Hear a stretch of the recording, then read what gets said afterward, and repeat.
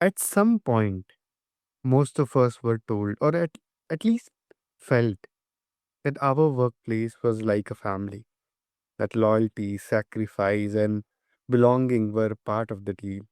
And a lot of us gave everything to that idea until something happened that made it very clear the relationship was not quite what we thought it was.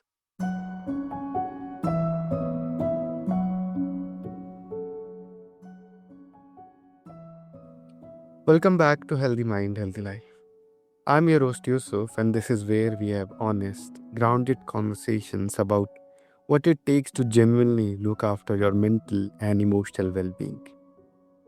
Today, I'm joined by Katie Jean Hadiaris, an ICF certified somatic and trauma informed coach with over 20 years of experience in HR and corporate leadership, the founder of Work is Not Family, a movement that challenges some of the most deeply held myths about what we owe our workplaces and what they owe us back. Katie's work helps people heal, not just perform. And today, we are going to explore why that distinction matters more than most of us realize. Katie, it's great to have you here. Welcome to the show. Thank you. Thanks so much for having me. Great intro. Perfect. So, before we get into the bigger ideas, I'd love to start with you. Like, you've described a breaking point in a corporate conference room that changed the direction of your life. And without asking you to go somewhere you are not ready to go, what was the thing that became impossible to ignore in that moment? Yeah. So I loved how you said in the intro, until something happens and we learn that work is not our family, because that's what happened to me in a conference room sitting with the CEO. So, just to give you a little bit of context, up until that time, I had been working at this company for about 9 months, so not very long. And my male boss liked me in a way that you're a good worker and we're so happy to have you and where have you been and this has been your family all along and you're going to make so much money here, like telling me all the things that I wanted to hear for my career. And while it felt good at first, over time it started to feel unsafe in my body, and my body really started to send me signals. And then what really happened is when I was sitting in the conference room with the CEO, hoping to have a, good productive conversation where we could talk about this and how it was making me feel and how it really wasn't appropriate for the workplace and really just looking for justice and for things to change. What happened instead is Mm. that however the CEO responded that day made me feel very dismissed and minimized, and it ended up triggering a sexual assault that I had experienced about 20 years prior. My body made the connection between my abusive male boss, the sexual assault, but then also the institutional betrayal. I was really looking for this workplace to support me and bring me justice. 20 years prior, I was looking for the police to support me and bring me justice. Neither one of those things happened. My body made the connection and it had a very physical reaction to the response. So it was really in that moment when I realized, oh, this isn't what I thought it was. We're not a family. And the phrase work is not family sounds almost provocative at first because so many of us have genuinely felt deep connection at work, like real care for colleagues, real pride in what we have built together. So, what do you think people misunderstand when they first hear that phrase? Yeah, because it does sound really nice at first. And look, I've worked at a lot of places where I have loved my coworkers. I have felt very connected to my work and my boss, and I even work with my some of my family members at multiple jobs. So I've actually worked with family. So it Mhm. feels good because we are we want to be connected. So many people these days are really just yearning for connection and community, especially as we live more and more in this digital world where we just don't have a lot of that like connection with people. Work is a place that we can get that. We want to belong. We want to feel like if we are loyal, then they will be loyal back to us. And this is a place where I can stay for as long as I want. I mean, why wouldn't we want that? That is gonna make us feel safe, not only from a nervous system perspective, but from a financial perspective. Nobody wants to feel like they could lose their job at any time, especially when they love their coworkers. That doesn't feel good to us. So the notion of, "Hey, we're a family here," really makes people think, like, "I belong here, and this isn't going anywhere. This is a permanent situation that I'm gonna be able to stay in for as long as I want, and we're gonna take care of each other." I see. And where do you think that work is family framing came from in the first place? Is it something organizations consciously cultivated, or is it something people brought to work because they needed it to mean something more than it was? I think it's kind of based on how work has just evolved over time. So if we think back, work did originally start in the family. So we had family farms and, before the industrialization, we did work together as a family. That's how we took care of ourselves. But as time evolved and the industrialization took place and people sort of got off the family farm and they went into factories or they went into offices, that's really when it started to shift. We did have other sources of community at that time. So we had, faith-based community and neighborhoods that we were really a part of. And so we didn't lean on work so much to sort of meet all of these needs. But again, as more and more time passed and work continued to evolve, it became much more transactional. People lost a lot of those other communities, and they really started to put a lot of that weight on their jobs. And at first, our employers, our employment system really leaned into that. Back in the day, people did just get a job and they worked there for 40 years and they got a pension and they got the gold watch. And that's really what people did. And there was a sort of mutual loyalty that existed. And I think that's really where the family language came into play. However, as work has continued to evolve and pensions went away and, mutual loyalty went away, employers are sometimes still leaning on that family language without really giving loyalty on their side. Let's see. And you know what I am hearing is that the problem is not caring about your work or your colleagues. It is when that caring gets used as a lever against you. When the language of family becomes the reason you are expected to give more than what is healthy or sustainable. And that is the thing that becomes the problem. Yeah, and I have a background in HR, and so I do view these conversations through the employer's lens and the HR lens as well. And I don't put all of that blame on the employer. Like, the employer's job is to run a business, and so they're gonna try to get as much work out of you as they can for the money that they pay you, and why is that wrong? You know, this is a system that is built for labor. It's not built for love, it's built for labor, and so your employer's job is to get that labor out of you. So, as employees, we have to take some ownership of how we show up at work. So, the work that I do is not about like employers are bad and hate your job. Like I don't really believe that. It's more about taking a look at how we show up, what we were taught about work, how we carry responsibilities in our bodies, the way that we are looking for work to meet our emotional needs. It's not their job. It's their job to get work out of you. So what's our job? It's our job is to show up and do that work, but we also have to learn how to protect our own well-being. Yeah. Katie, you work as a somatic trauma informed coach, which tells me you understand that the impact of difficult workplace experiences does not just stay in our heads, it lives in the body as well. So, what is underneath the surface for someone who has been in a high pressure, emotionally demanding work environment for a very long time? Yeah, great question. I mean, that's some of the work that I do with people and also what I experienced myself. So, having a sexual assault be triggered in the workplace was not something that I ever expected.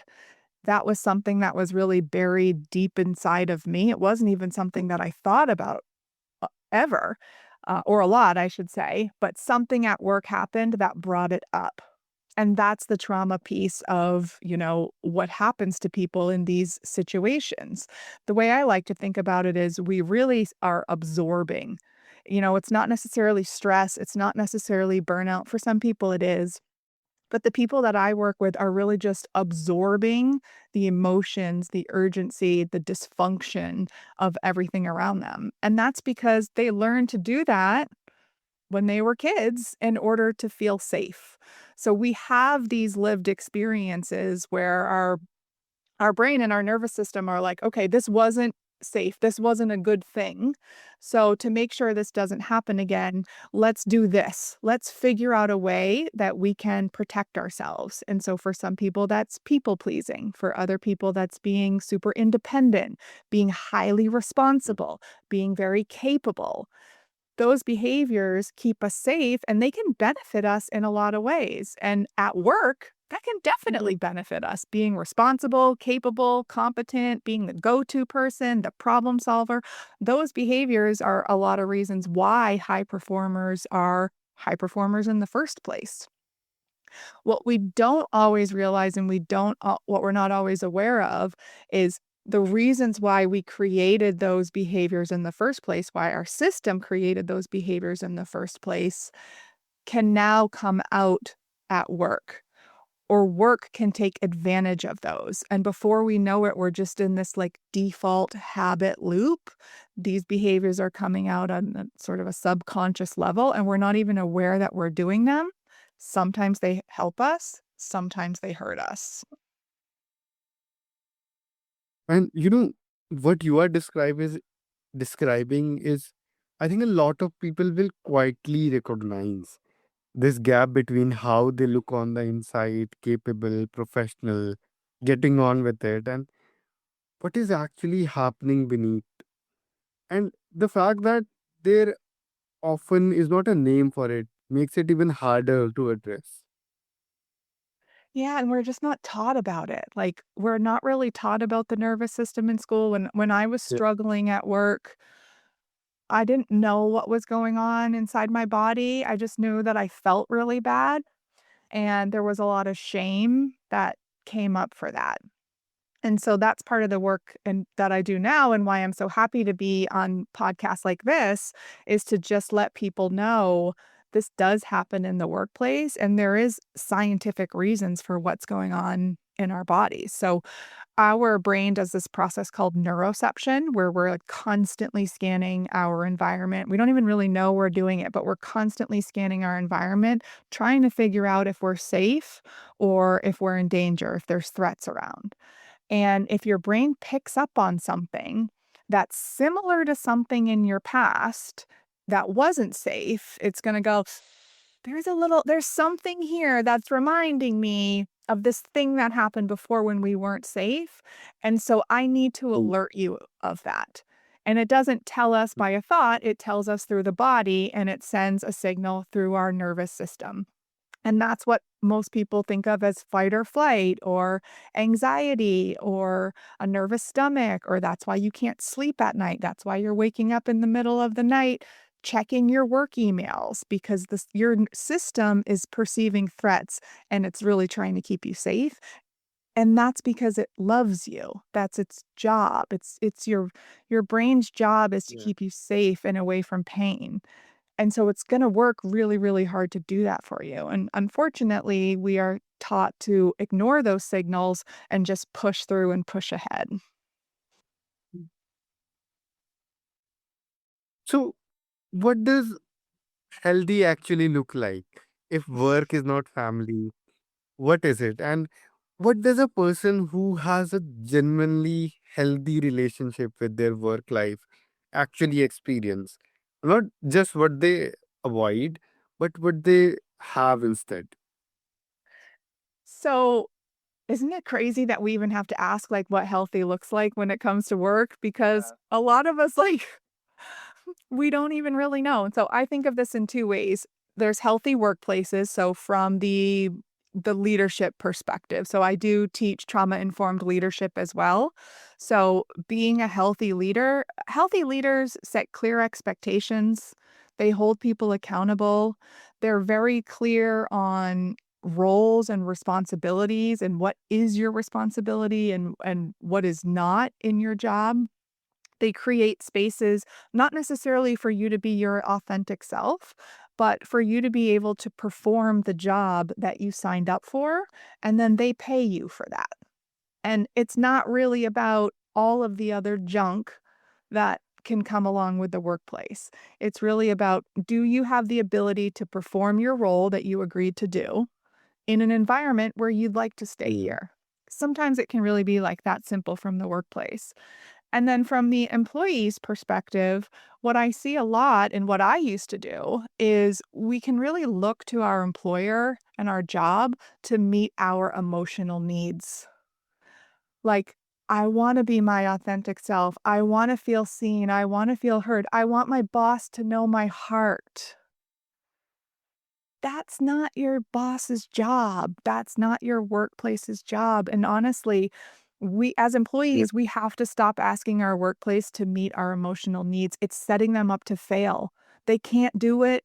It's not their job. So we have to take responsibility for that. Wow.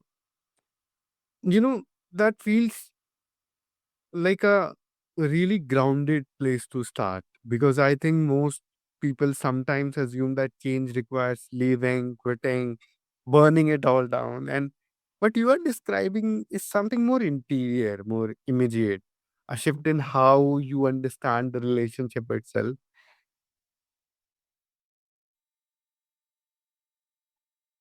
Yeah, and that's the thing. Like when you are struggling at work, everyone's going to tell you to quit your Mm. job. Everyone's going to say, it's not worth it. Just get a new job. The problem with that is that if these behaviors are really coming up from your prior lived experiences, your nervous system, your neuroception picking up on threats, that may have nothing to do with your job. That's coming from within. So if you just quit your job and go to the next place, number one, the next place might be toxic as well. And number 2, you're bringing the same behaviors with you. So the work that I do is really about doing that internal work, the nervous system work to figure out what sort of is coming up for you and what are these behaviors that are driving you at work. And like you said, be more grounded, learn how to regulate your nervous system, learn to detach who you are from what you do. And once you figure out how to do that, you may be able to just stay in your job. It may be fine because it's not part of your identity and you can learn to sort of stop absorbing and just do your job. Other times, you do want to leave.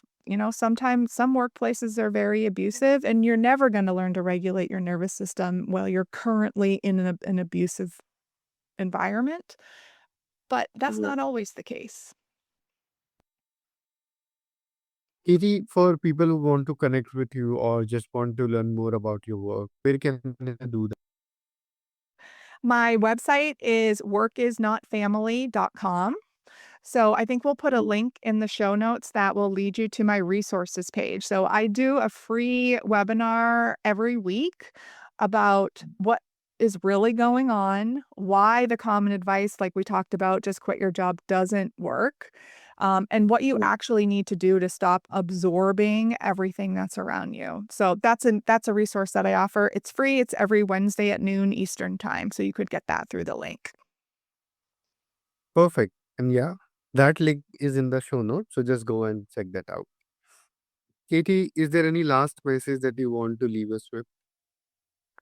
Last thing I'd like to say is that if you are really struggling at work right now, you will know if this is more than just stress or more than just burnout. If you are feeling really emotionally activated, if you are consumed by work, if it is affecting your ability to take care of your body, if it is affecting your relationship with your children or your marriage, I didn't know there was help out there. I had a hard time finding help out there. So that's why I created this work. So if you are in this position and you just feel alone and you want to talk to somebody about what's going on, please reach out to me. I'm on LinkedIn and you can send me a message there as well. Perfect. Kathy, thank you so much for your directions, your care, and for bringing such important and timely thinking to this show today. Thank you so much. Thank you for having me. It was great to be here. And to everyone listening, thank you for being here on Healthy Mind, Healthy Life. If this episode gave you language for something you have been carrying quietly at work, please share it with someone who needs to hear. Until then, remember, you are not your job, and that is not a limitation. That is actually your freedom.